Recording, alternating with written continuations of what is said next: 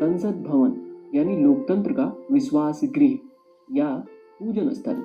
दोस्तों, पुराना भारतीय संसद भवन जहां इतिहास लिख चुका है, तो वहीं नया भारतीय संसद भवन इतिहास लिखने को तैयार है।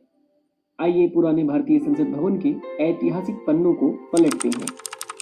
संसद भवन का डिजाइन मशहूर ब्रिटिश वास्तुकार एडविन लुटियन और हर्बर्ट बेकर ने तैयार किया था। दोस्तों, न केवल संसद भवन बल्कि राष्ट्रपति भवन, इंडिया गेट और नॉर्थ प्लेस का डिजाइन भी एडविन लुटियन ने ही तैयार किया था।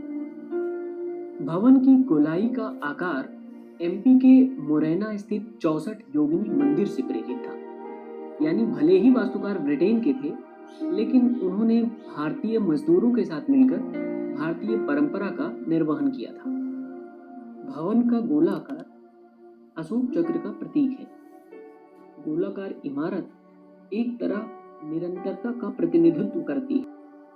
संसद भवन वास्तुकला का उत्कृष्ट नमूना है, जो 6 एकड़ में फैला हुआ है। इसमें 12 दरवाजे हैं। संसद भवन के बरामदे में 144 स्तंभ बनाए गए हैं और हर खंभे की ऊंचाई 27 फीट है। पहली मंजिल पर खुला बरामदा है। संसद भवन में जलाशय, लॉन, फव्वारे और सड़कें बनी हुई हैं। पूरा परिसर लाल पत्थर की दीवारों और लोहे के जंगलों और दरवाजों से घिरा हुआ है।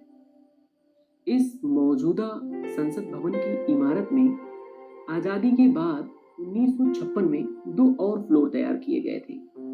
2006 में इस इमारत में संसद संग्रहालय भी तैयार किया गया था।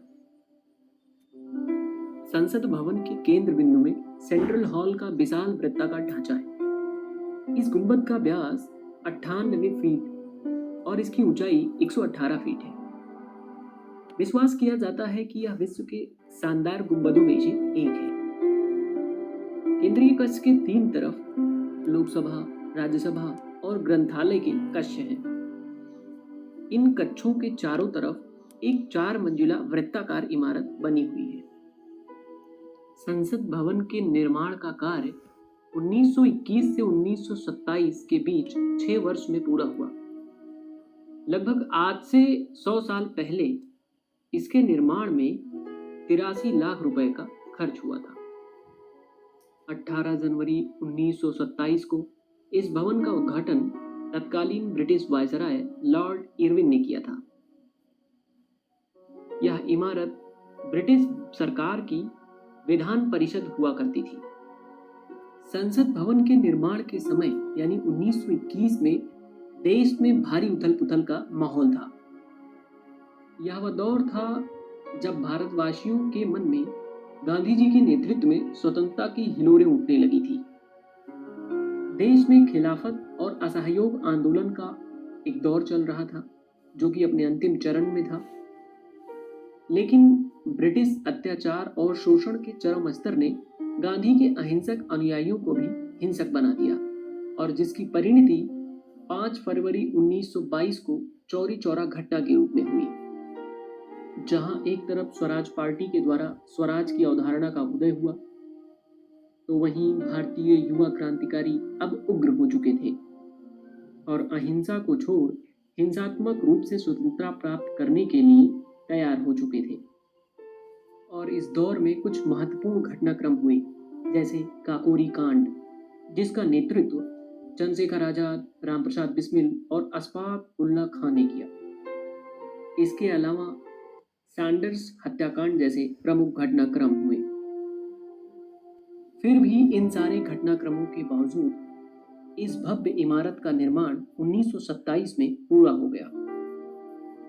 आजादी के पूर्व यह भवन ब्रिटिश विधान परिषद हुआ करता था, लेकिन भारतीय स्वतंत्रता के बाद यह भवन भारतीय संसद भवन के रूप में जाना गया।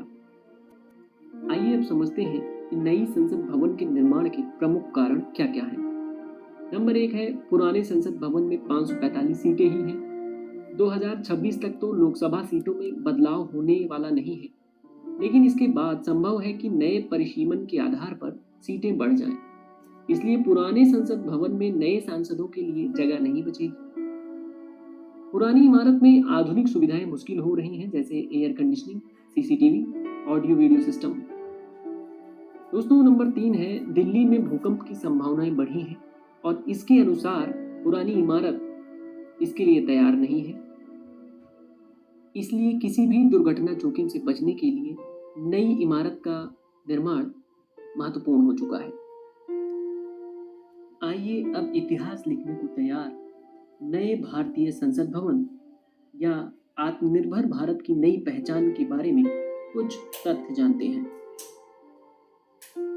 नया संसद भवन 64,500 स्क्वायर मीटर में फैला हुआ है, जिसकी आधारशिला 10 दिसंबर 2020 को रखी गई। इसे बनाने में 3 साल से भी कम का समय लगा और इसकी लागत 1200 करोड़ रुपए की है।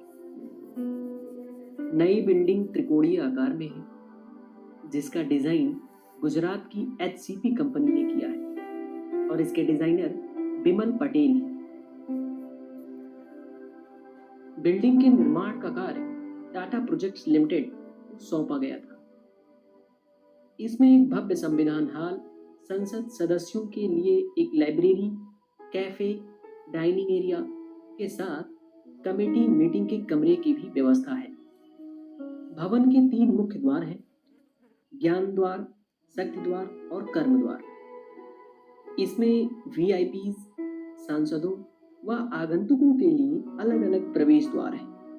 नए संसद भवन के निर्माण के लिए लाई गई सामग्री देश के विभिन्न हिस्सों से लाई गई है। नए संसद भवन के निर्माण के लिए बलुआ पत्थर राजस्थान के सरमथुरा से, सागौन की लकड़ी महाराष्ट्र के नागपुर से मंगाई गई है, कारपेट उत्तर प्रदेश के मिर्जापुर से मंगवाए गए हैं, त्रिपुरा की राजधानी अगरतला से बांस की लकड़ी की फ्लोरिंग मंगवाई गई है, स्टोन जाली वर्क्स राजस्थान के राजनगर और उत्तर प्रदेश के नोएडा से लिए गए हैं। अशोक प्रतीक को महाराष्ट्र के औरंगाबाद और राजस्थान के जयपुर से मंगवाया गया है। अशोक चक्र को मध्य प्रदेश के इंदौर से लिया गया है। लाल लाख राजस्थान के जैसलमेर से मंगवाया गया है और इसी राज्य के अंबाजी से सफेद संगमरमर पत्थर खरीदे गए हैं। केसरिया ग्रीन स्टोन उदयपुर से मंगवाया गया है। एम सैंड को हरियाणा के चकरी दादरी, फ्लाई एश ब्रिक्स को NCR हरियाणा और उत्तर प्रदेश से खरीदा गया था। ब्रास वर्क और प्री कास्ट ट्रेंच गुजरात के अहमदाबाद से लिए गए हैं। LSRS फॉल सीलिंग स्टील संरचना दमन और दीव से लाई गई है।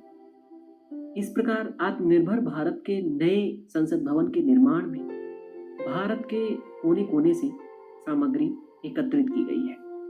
संसद भवन के लोकसभा कक्ष में 888 सदस्य, राज्यसभा के कक्ष में 384 सदस्य और संयुक्त सत्र के लिए लोकसभा हॉल में 1272 सदस्यों के बैठने की व्यवस्था है।